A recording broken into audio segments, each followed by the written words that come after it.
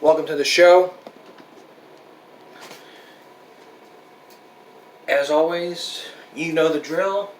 Latest on COVID-19, and then later on, we're going to get to our last part of the Give Me a Break Valentine's Day special. But first, latest on COVID-19. I know you're tired of this, but it's not going away. No, it's not going away. We're at 36,858 plus 100, so that brings us to 37,000 non-recovered, 682, 2.57 million plus 8045 non-recovered state of Texas, 41,440 plus 257, 27.7 million plus 84,727, 485K plus 3373 here in the U.S., 109 million plus 401K, 61 million, 2.4 million plus 12,958. California, biggest ever. 1.17 million plus 3,000. 066 plus 195. We're now up to 19,000, over 19,100. I'm really shocked about this because no one knows what they can do. Y'all need to make it a rule that if you're going to go out, you need a mask. Well, that's not going to work because if you wear a mask like 8 hours straight, you get acne. I mean, I wear my mask 4 hours straight, unless when I'm eating. The mask thing, it's a really big issue. You need to wear your mask at the nose. Not down here, nor down here. It has to be at the bridge of the nose. Right here where the glasses is. Just 0.1 inch away from your glasses. I know it fogs up your glasses, but there's nothing I can do. There's nothing, I don't have the resources there to help you. And if I do, I would spend hours looking for resources. And unfortunately, I don't want that to happen. Social distancing, again, very, very important. You need that social distancing reminder. If you don't have it, you're not going to know whether you're 6 feet away or not. That's why bleachers are doing 6 feet. And no one's allowed to stay on the sidelines. And you know what the worst part is? No one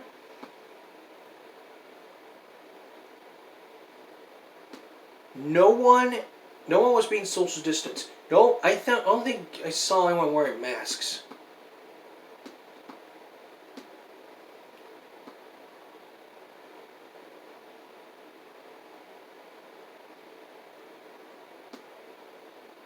But much work is left to do. This was from Twitter 4 days ago from the Texas DSHS. It says, thank you for wearing masks, avoid gatherings, staying 6 feet apart, but the vax, it's working, but much is due in the 7 last days.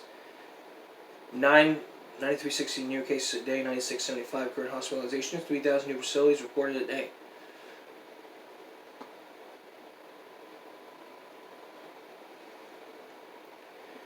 I mean, large gatherings can increase the spread.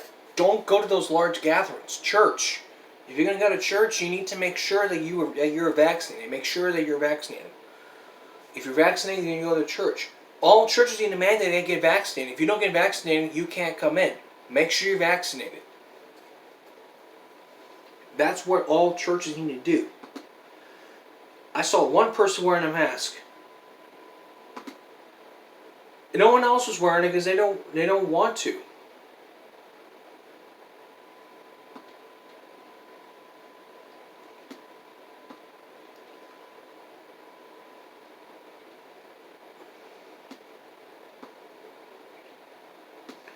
But no one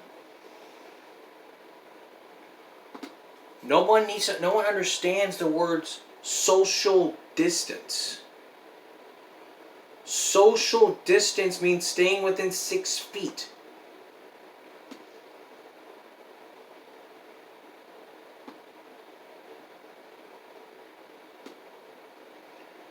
And no one understands.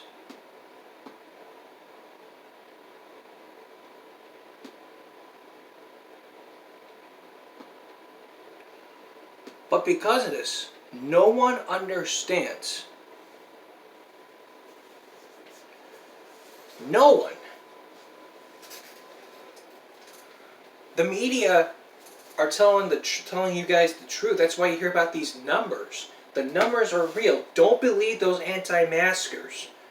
And don't go with them. Don't even think about going with them, because if you're going to go with them, you too could be arrested. You too could be arrested. Charged for disturbing the peace.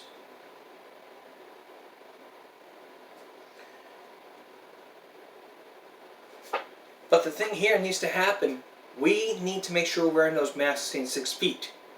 And washing our hands every now and then, 20 seconds. And disinfecting our area. All schools, if all schools are doing it for face-to-face, teachers have to do it. All principals have to do it. You have to do it as the students. Parents, you need to let your kids know that the next time when face-to-face instruction happens, you need to make that they need to make sure that they're cleaning. If not, I mean, let me tell you something. To get to point A and point B in 5 minutes, it shouldn't take you no less than seconds to just disinfect your desk. Your desk. I mean, you just don't want to. You sit there and say, "No, I'm going to leave that for the teacher to clean up. I got to go see my girlfriend." I get that you got to go see your girlfriend and all, but your girlfriend can wait after you disinfect your area. It's a big issue. If all stores are doing it, then all schools have to do it. That includes the teachers, the students, the educators, the principals, the assistant principals, the counselors. If you have a problem with it, you keep it to yourself and don't be going to the school board saying, "Hey, we're tired of this. Tired of just disinfecting our desks." Plus, if you have a medical condition, as always, I've been telling you, if you have a medical condition you're under 10, don't wear those. Asthma problem. Just look at what the CDC says and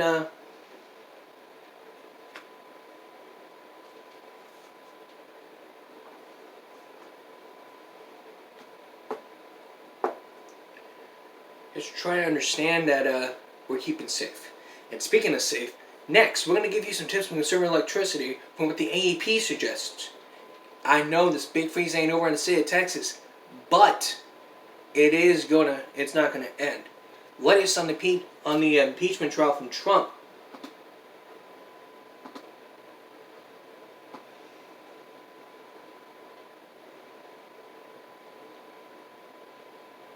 Why he was acquitted. And why the Democrats defend their impeachment strategy. And part 3 of our Valentine's Day special. This time, PDA in public schools. And the safest romantic places to be during the pandemic. All that's next. Look, folks, we're still on this big freeze here in the state of Texas. There's snow happening in Austin, and sometime or another, it's probably going to snow here, or we're going to get loads of hail, or loads of precipitation. Rain, snow, sleet, or hail if you learn that in school. But we're not done with this big freeze. Pets are really, really important. You need to make sure you bring your pets in at all times. If you're going to leave your pet out to freeze, that's on you. That's animal abuse. Your cats, your dogs, bring them indoors. Don't let them freeze to death. Plants, same thing. Now for electricity. Now, we're talking about electricity here. How do you conserve that electricity? Here, the AEP has some tips on conserving energy during cold weather. First, as always, you need to turn down the thermostat. What temperature? I have no idea. Limit the use of large appliances, like if you were to look at what large appliances is, I would mean like the microwave,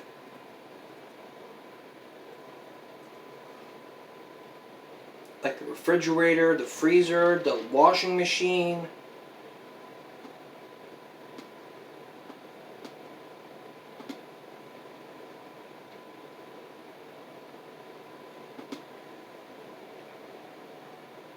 use a microwave or a slow cooker, and always close your blinds. If your blinds don't close, find a way to close it. Get some curtains. Because this cold weather is bad. If you don't follow these tips, the AEP, then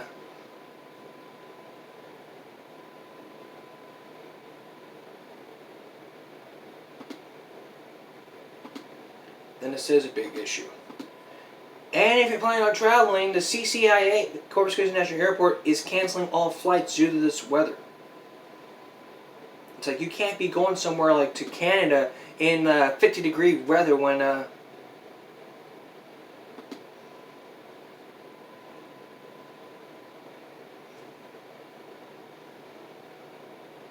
everything happens.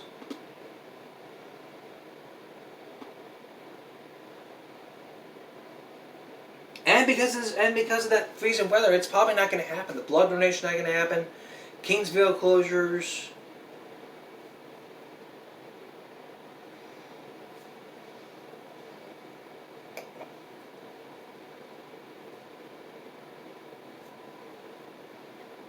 Because if you don't, I mean, Harbor Bridge is closed, Kingsville closures. It's going to be happening. It's going to be a couple days. There's no need to get your hopes up. This is only going to be for a couple days. In a couple days, this will all be over in a couple days. Alright? It's just going to be a couple days, guys.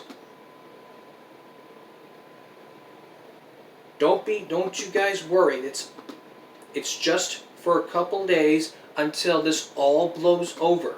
And once it all blows over, we can't forget about this big freeze like we can remember this big freeze like we remember about everything. We can remember Hurricane Harvey, remember Hurricane Hannah. We can remember this big freeze.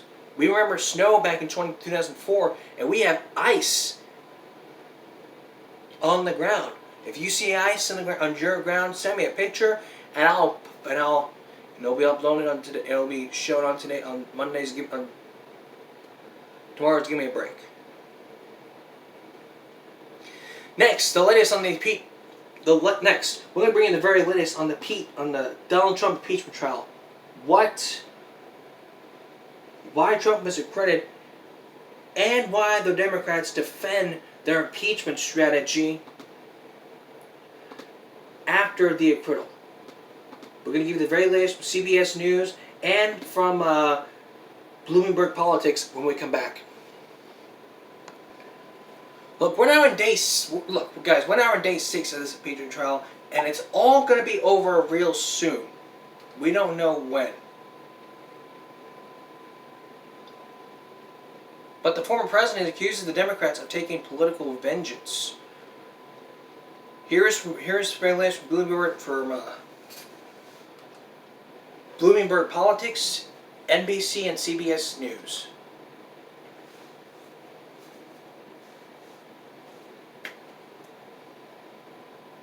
Ross, we also had the completely unsurprising news over the weekend that former President Trump was acquitted at his impeachment trial, but less certain, isn't it, is the path forward for the Republican Party.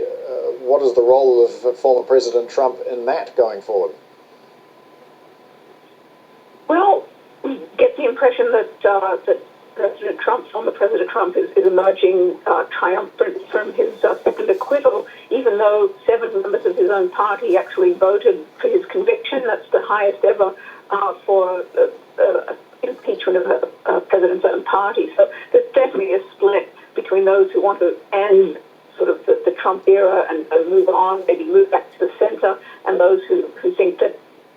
Now, in case you missed it, the vote was for 57-43, short from a crowded conviction. But what is Trump's future after the acquittal? Here's the latest from NBC News. Former President Donald Trump emboldened after escaping Senate conviction. His allies arguing his acquittal only cements his central role within the GOP. The Trump movement is alive and well. All I can say is that the most potent force in the Republican Party is President Trump. Trump hinting at what's on the horizon. In the months ahead, I have much to share with you, and I look forward to continuing our incredible journey together. He's sitting on a roughly $30 million war chest, according to federal campaign filings, which he could use to back primary challenges by candidates he supports, as the Republican Party spirals into an internal fight over its future direction. But uncertainty looms over nearly every aspect of Trump's post-impeachment life, from his political future to the possibility he could face criminal charges now without the legal protections afforded sitting presidents. Prosecutors in Georgia announcing a new investigation into his attempts to overturn the state's 2020 election results. Something occurred here within my jurisdiction that may be criminal, and if that is the case, it needed to be investigated. In New York, prosecutors are probing financial dealings around some of Trump's best-known Manhattan properties, according to the Wall Street Journal, scrutinizing loans he took out on Trump Tower and Trump International Hotel, among others. The Trump Organization did not respond to NBC News' request for comment. And then there's the possibility Trump could still face consequences for inciting the deadly Capitol insurrection, as suggested by Senate Republican leader Mitch McConnell. We have a criminal justice system in this country. We have civil litigation. And former presidents are not immune from being accountable by either one. And Jeff joins us now from Washington. Jeff, Senator Lindsey Graham says he's headed to Florida to meet with Trump. That's right, and he says he's going to encourage Trump to work with Republicans to ensure they win back the House and Senate in 2022. But even those Republicans who are eager to move on from Trump, they're still grappling with the fact that he's still very popular among the party's base. Jose? Jeff Bennett in Washington, thank you. Thanks for watching. I would agree. But what about that strategy that happened? Here's the latest from CBS News. After the Senate acquitted former President Donald Trump in a historic second impeachment trial, leaders on both sides are speaking out. So is Mr. Trump's son, Eric, posting this on Twitter, 2-0. CBS's Skylar Henry is at the White House for us tonight and has more. Skylar, good evening. Hey, Jerika, good evening to you. Well, there's a new fissure in the Republican Party after former President Trump was acquitted again. Tonight, he remains a potent force, now and into the next political cycle. He is hereby acquitted of the charge. House impeachment managers are standing by their strategy after the Senate voted to acquit former President Donald Trump. I thought that I successfully demolished them at the trial, but, there's no reasoning with people who basically are, acting like members of a religious cult and when they leave office should be selling flowers at Dulles Airport. 2/3 of the Senate was needed to convict the former president. 7 Republicans sided with Democrats, including newly re-elected Louisiana Senator Bill Cassidy. He was immediately censured by the state's GOP for his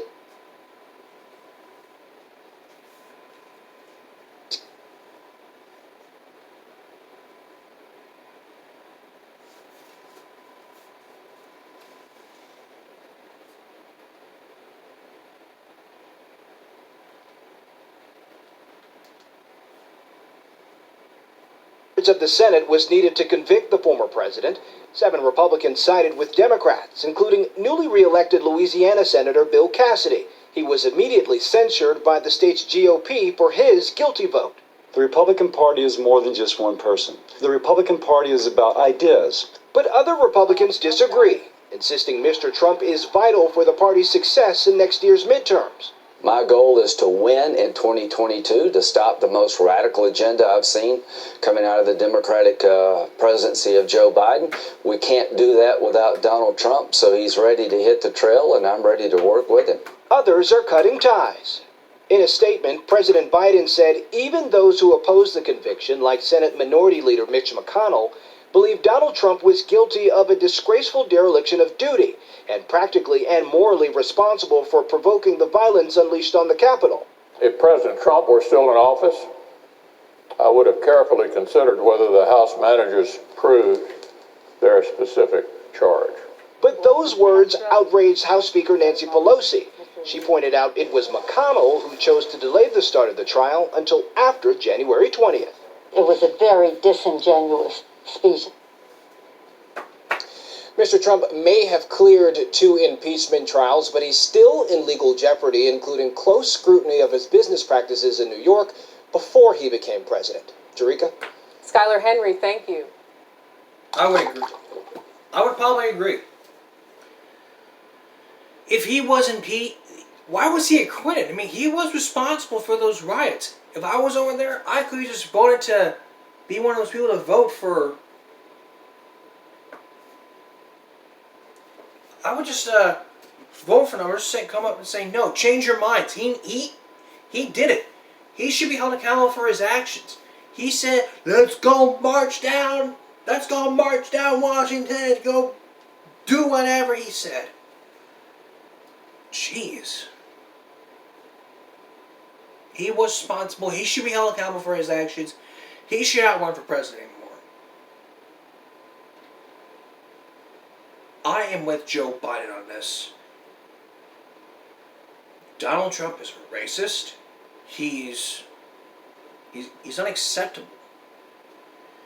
Would you even vote for a racist president? I would not vote for a racist president. I would vote for a president who's going to be truthful and honest. If you vote for a president that's not going to be truthful and who's going to be racist, then you are out of your league. Trust me. Racism had plenty of part to do in Donald Trump's time. He wanted to build that damn wall to keep all the immigrants out. If you want to, I gotta quote George Lopez on this, you want to make America great? Fucking resign. Jeez. Coming up, our part 3 of our Give Me a Break special on Valentine's Day. PDA and romantic places to go. And where should you go next year for Valentine's Day during this pandemic when we return? Finally, the final part of our Give Me a Break Valentine's Day event. PDA. The public display of affection. I talked to you about this in episode 2 or 3 in our very first season of the show. That was way back in 2017. I wanted to cover that so bad because there are many schools that don't understand there's some schools out that do not have that PDA policy. There's plenty of people out there who live, this ain't the Love Boat. We got folks walking around everywhere like springs in the air and all that good stuff. You need to get to class. That's why when I was in school, there was a PDA policy in a 500 home. There's no PDA in JROTC. That means no holding hands, no hugging, no kissing, no touching. I stuck that topic so much, like sticking to vandalism in schools.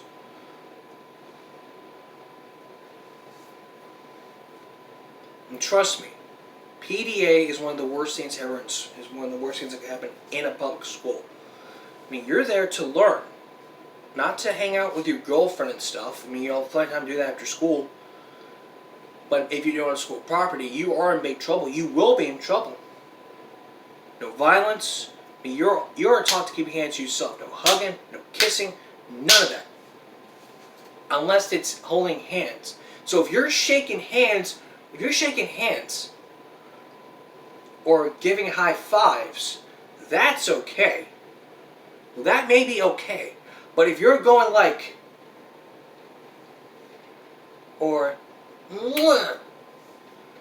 you're committing PDA. Massaging the shoulders, that's outside of holding hands.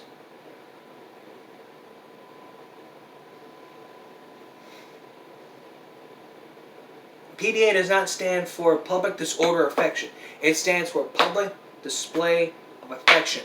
All schools should have that policy, and if your school doesn't, you need to talk to your local school board and talk to them about putting a PDA policy on there. And they don't. There's going to be PDA all over the place. There's going to be PDA in the halls. There's going to be PDA during lunch. There's going to be PDA in the classroom. There's going to be PDA during, before, after school, everywhere in the school, unless you decide put a stand to it, talk to your school board, and get that policy put in place. And if you don't, well, I don't care.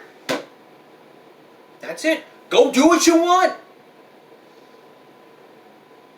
Because if you don't put that policy up there, I'm coming for you. And I'll put that policy in your ass.